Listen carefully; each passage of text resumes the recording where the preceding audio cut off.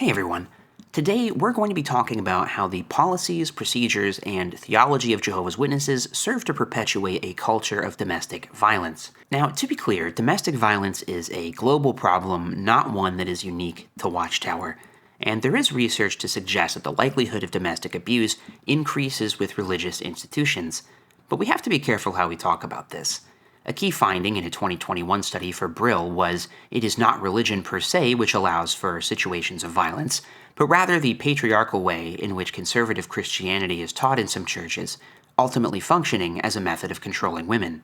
Jehovah's Witnesses as a group are absolutely a patriarchal, conservative form of Christianity. The tricky thing about this, of course, is that witnesses consider all other forms of Christianity to be a part of false religion, Christendom, part of Satan's world, while Jehovah's Witnesses stand apart as the only true form of worship. And because we don't have any data that investigates Jehovah's Witnesses at the exclusion of other Christian groups, it could be tempting for witnesses watching this to dismiss this data as not really applying to them. Sure, we have some problems, but we're not like those other religions. So we are going to have to rely on a fair bit of anecdotal evidence here, but for any Jehovah's Witnesses watching, to the extent possible, we will be focusing on anecdotal evidence pulled directly from Watchtower's own videos and publications to ensure that we're holding them to their own standards. A quick note, we are going to be focusing on violence against women in this video, particularly intimate partner violence. Domestic violence against men absolutely does happen, but at a significantly lower rate, and Watchtower's publications tend to focus on violence against women whenever domestic violence is mentioned. And I want to reiterate what I said at the start of the video. This is not a video about how Jehovah's Witnesses have a unique epidemic of domestic violence. This is about how their policies, culture, and theology creates an environment that allows domestic abuse to persist. After all, as Watchtower is quick to remind its members, it is an imperfect organization. This is the best imperfect organization on earth. But Watchtower describes itself as a spiritual paradise. It is the earthly part of Jehovah's organization. So ideally, and this is my opinion of course, a spiritual paradise would not create an environment where domestic violence can thrive. I don't think a spiritual paradise should have any domestic violence at all, to be honest, but to make sure we're holding Watchtower to its own standards, they can have a little domestic violence as a treat. The first thing we have to establish is, does Watchtower have a problem with domestic violence? And the answer is yes. Now we can say this, of course, because any occurrence of domestic violence is a problem. We have thousands of testimonies from former members who were abused sexually, physically, or emotionally by a parent, guardian, or intimate partner. The Shunned podcast has dozens of episodes around this very topic, and for a haunting yet ultimately empowering example of this, I'd strongly recommend this interview with a woman named Kayla. Because these are the attestations of former members, a witness might be tempted to dismiss all these statements as lies from satanic apostates. But Watchtower actually writes a fair amount about domestic violence in its own publications. When Yelena began to study the Bible, she was silently suffering harsh treatment from her husband.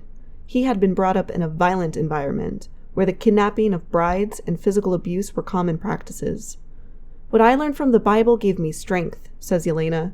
I understood that there was someone who loved me very much and valued and cared about me. I also understood that if my husband studied the Bible, it could change his attitude toward me. Her dream came true when her husband eventually agreed to study the Bible and then got baptized as one of Jehovah's Witnesses. He became an example of self-control and restraint, Yelena says. The marriage of one couple was headed for disaster. The husband was violent and had many bad habits. Life seemed impossible for his wife. She attempted suicide. Then the husband began to study the Bible with Jehovah's Witnesses. What he learned helped him conquer his bad habits and violent temper. His wife was amazed at the impossible changes. Now, a witness watching this might say, what's the problem here? The whole point of these anecdotes is to show why everything improved after the husband became a witness. The witnesses made everything better. But from another perspective, what we have here are two examples of Watchtower encouraging witness wives to remain married to their violent husbands, encouraging women to endure violence for the sake of the marriage, in the hopes that the violent partner will one day convert and abandon his violent ways. And this is a problem. Jehovah's Witnesses apply Matthew 19:9 quite literally. And the verse states, "I say to you that whoever divorces his wife except on the grounds of sexual immorality and marries another commits adultery." In practice, this means that a Jehovah's Witness who divorces her spouse for any reason other than infidelity may be disfellowshipped or shunned from the congregation. This means that even if one marriage mate was being physically, sexually, or emotionally abused, it would not be grounds for scriptural divorce. What does this mean for the abuse victim? It means that if they do get divorced and begin a relationship with another person, they can be reproved at best and disfellowshipped at worst. The Elder's Manual, Shepherd the Flock of God, states, continuing to date or pursue a romantic relationship with a person, though one or both are not legally or scripturally free to remarry, doing so despite repeated counsel and generally after a warning talk to the congregation, would warrant judicial action. And while we're here, let's just go ahead and address a straight-up lie on jw.org. Do congregation elders have to approve the divorce of a witness? Answer: no. Even when elders are asked to help a couple deal with marital difficulties, they are not authorized to tell the couple what to do. However, someone who chooses to divorce without scriptural grounds is not scripturally free to remarry. So they sort of negated the whole premise with that last sentence there, that being someone who divorces without scriptural grounds not being scripturally free to remarry. The Congregation Elders Handbook makes it clear that elders do have to approve the divorce of a witness. From Shepherd the Flock of God, the publisher should be advised that he is not to view himself as scripturally free to date or remarry until the elders have investigated the matter and guilt of porneia is established. It is the responsibility of the individual desiring to remarry to produce convincing evidence to the elders to establish scriptural freedom to remarry. Clearly, then, a person may be able to obtain a legal divorce from their spouse without consulting the elders, but she will not be allowed to date or remarry without the elders' approval. As stated previously, the punishment for the lack of the elders' approval in this matter can mean excommunication from the religion. And this is as good a time as any to make it clear that rape that happens within a marriage is not considered grounds for divorce. So even sexual immorality, for Watchtower, has its limits. Again, this is anecdotal, but I talked to 3 separate people in preparation for this video who had talked to the elders about intermarital rape, and all of them were told that this was not grounds for divorce. So what's the point of all this divorce talk? Well, it demonstrates the intense stigma within the religion against leaving a marriage mate. In addition to just being a life-altering, emotionally exhausting ordeal, it is also a spiritual ordeal, with Watchtower adding all sorts of little rules and threats to add to the stress of an already stressful situation. And all this creates an environment that makes it less likely that a wife will leave her violent husband, or a husband his violent wife. Now, a witness watching this is going to say, yes, but divorce isn't the only option. These women aren't forced to remain with their husbands. They could separate. And let's look at what jw.org says about that. The Bible encourages marriage mates to stay together even under less than ideal circumstances. Many problems can be resolved by praying earnestly, applying Bible principles, and showing love. Nevertheless, in extreme situations such as the following, some Christians have decided to separate from a marriage mate: willful non-support, extreme physical abuse, absolute endangerment of spiritual life. For example, a spouse might try to force a witness to break God's commandments in some way, and the threatened mate might decide that a separation is the only way to obey God as ruler rather than men. And the attitudes presented here on the website are incredibly dangerous. Married witnesses are discouraged from separation even in cases of physical, sexual, or emotional abuse. In fact, the latter 2 forms of abuse aren't even really stated to be things that exist. Only in extreme cases have some Christians decided to separate. Divorce is not even an option in these instances. And should a spouse decide to separate from her mate because of abuse, she would be expected to remain unmarried indefinitely. The November 1st, 2001 Awake says, should the battered wife leave her husband? The Bible does not treat marital separation lightly. At the same time, it does not oblige a battered wife to stay with a man who jeopardizes her health and perhaps her very life. The Christian apostle Paul wrote, if she should actually depart, let her remain unmarried or else make up again with her husband. And let's think back to those extreme conditions where some Christians have considered separation. One of the examples is willful non-support. But how can a wife prove that her husband is willfully being unsupportive? She can't read his mind. Extreme abuse is a relative term, as is absolute endangerment of spiritual life. This suggests that Watchtower finds there to be an acceptable threshold for physical abuse so long as it isn't extreme. And who gets to decide that? Now you have women thinking, well, my husband beats me, but does he beat me to an extreme degree? And yes, this is a thing that happens within Jehovah's Witnesses. I asked an elder about this when I was a believing witness because it bothered me even then. I asked why it had to say extreme physical abuse, and he said they have to say things like that because otherwise you'd have women trying to leave their husbands after getting slapped once or twice. There is also an acceptable level of endangerment of a woman's spiritual life, and yes, they do say spiritual life, which means in practice her ability to remain an active member of Jehovah's Witnesses. But what about the absolute endangerment of her mental health, her sanity, or, her physical life? Because of this subjectivity, there is plenty of wiggle room for witnesses to be forced to remain in dangerous, abusive marriages.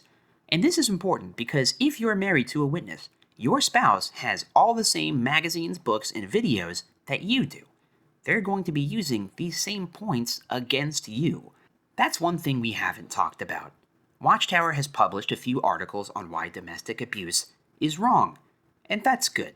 That's a bare minimum for human decency, I would say. I'm glad that they think it's wrong. And these articles talk about how being on the receiving end of abuse is not your fault, how to seek help, etc.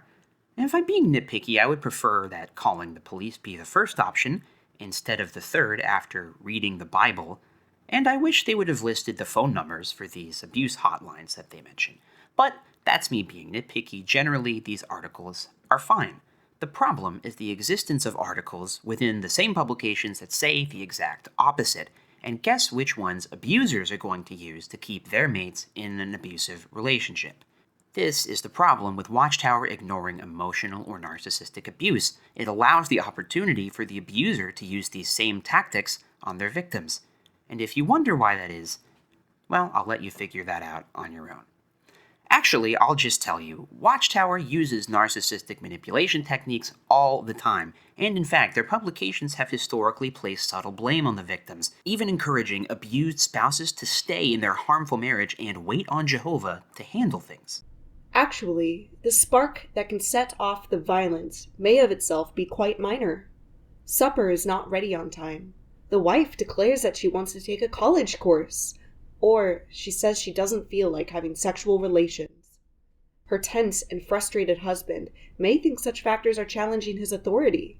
He explodes in angry violence. If a husband and wife develop a pattern of communication about their activities and feelings, it is unlikely that frustrations common to imperfect life in this system will build to the point of a violent explosion. Abigail's account is a fitting reminder that no case of domestic tyranny or abuse escapes Jehovah's notice. In his own time, he will always bring about justice.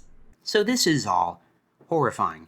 And here's the thing with those teachings. They're not happening in a vacuum. All Jehovah's Witnesses receive the same spiritual food every week. They all have access to the same publications via the Watchtower Online Library. So, a woman experiencing intimate partner abuse has to not only come to a personal decision that's deeply difficult, but do so in an environment with an extreme prejudice against divorce and separation.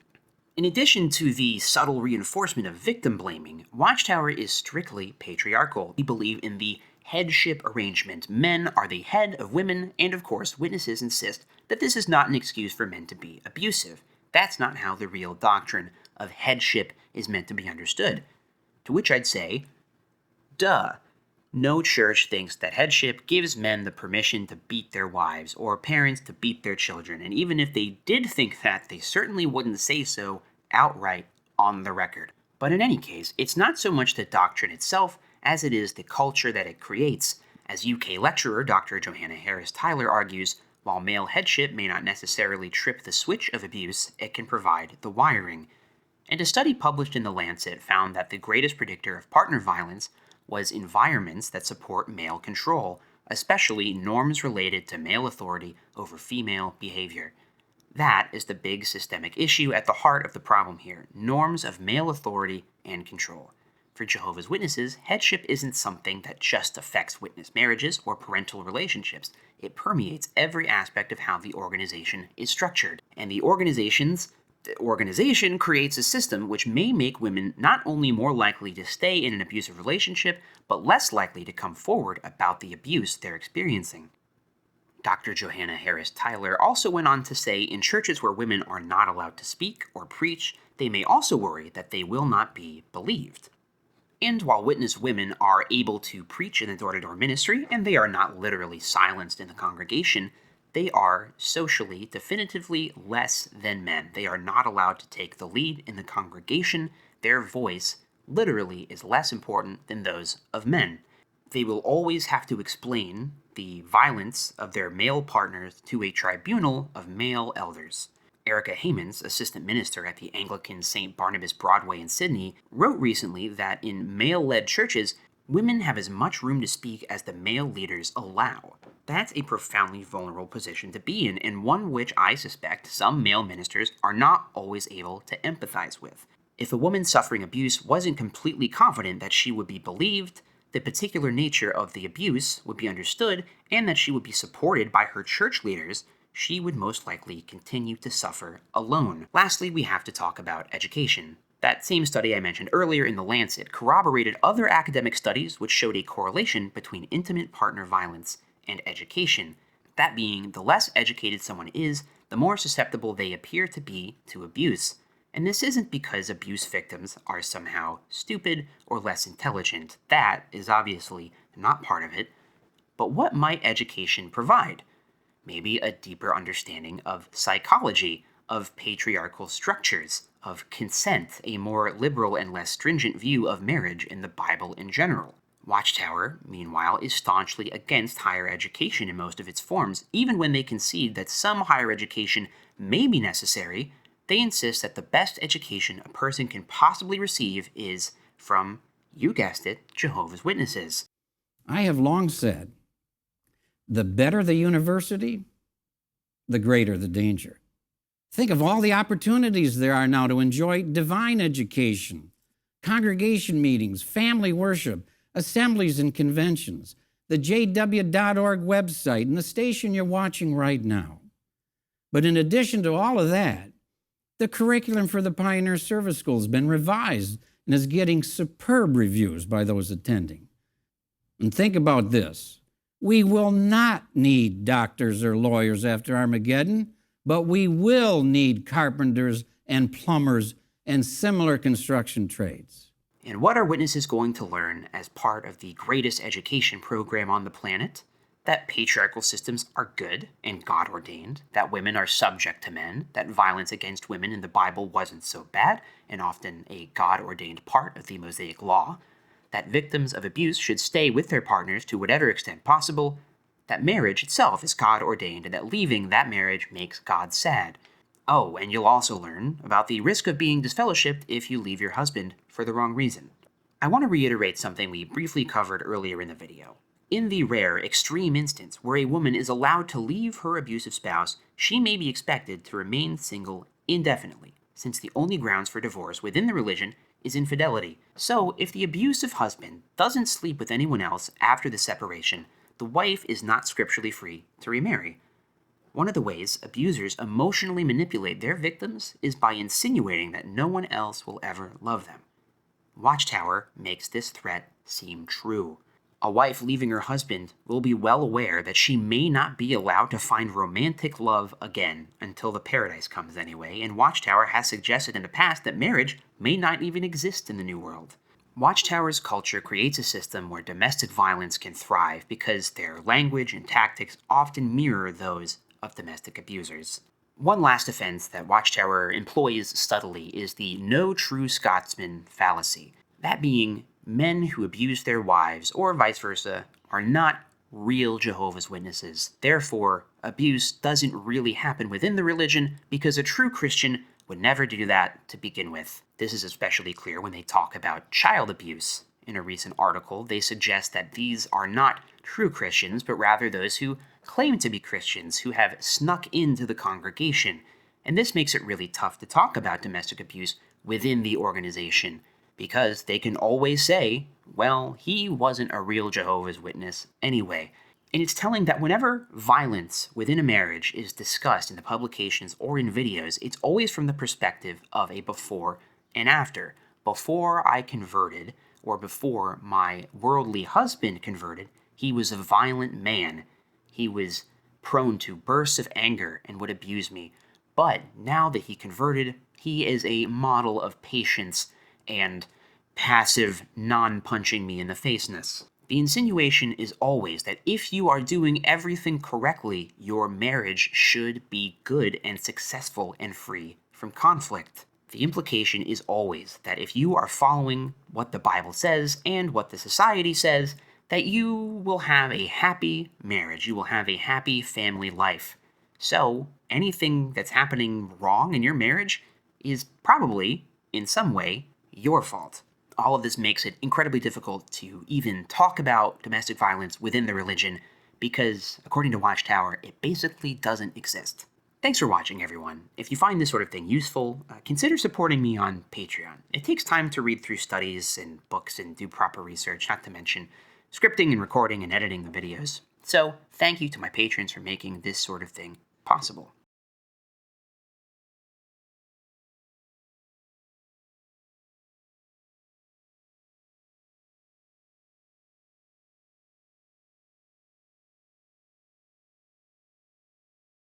Think of all the opportunities there are now to enjoy divine plumbers, congregation plumbers, family plumbers, plumber conventions.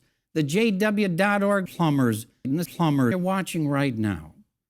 But in addition to all of that, the curriculum for the Pioneer Service School has been revised and is getting superb reviews by plumbers